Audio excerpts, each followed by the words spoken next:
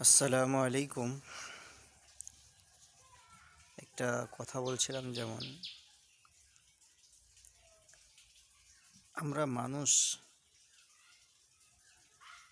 মানুষের যে বুদ্ধি জ্ঞান, এই জিনিসটা আমাদের ভিতরে নেই। এই জন্য কথাটা বলতে হচ্ছে ভাইজান, যে আজকে আমরা মশার ভয়ে মশারি টাঙাচ্ছি।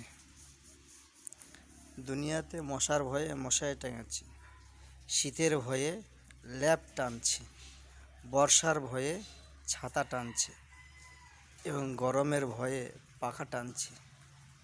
তাহলে সবারই সাথী সবাই আছে। জাহান্নামের সময়তে কি টানবে তুমি? যখন তোমার কোনো একটা ভালো কাজ থাকবে না, সেদিন রব্বুল আলামিন তোমাকে যে জাহান্নামে পাঠাবে, সেদিন তুমি কি টানবে?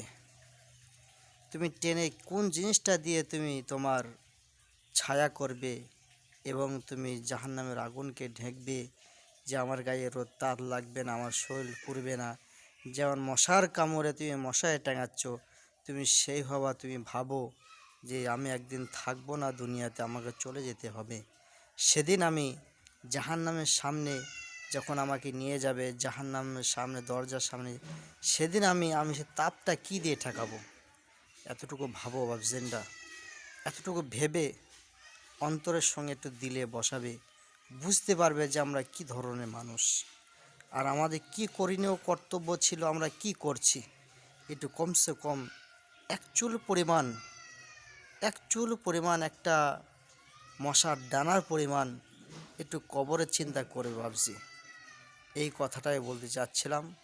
আর মানুষের মতন মানুষ আত্মা বোঝ, এটা অন্তরে নিয়ে আসলে আল্লাহ বড় খুশি হবে এবং তোমার জন্য দুনিয়াতে সম্মান বাড়িয়ে দেবে, আখিরাতেও সম্মান বাড়িয়ে দেবে।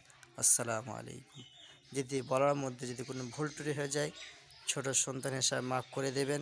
আর যদি কথাটা ভালো লাগে, শেয়ার, একটা লাইক কমেন্ট বানিয়ে দেবেন ইনশাআল্লাহ।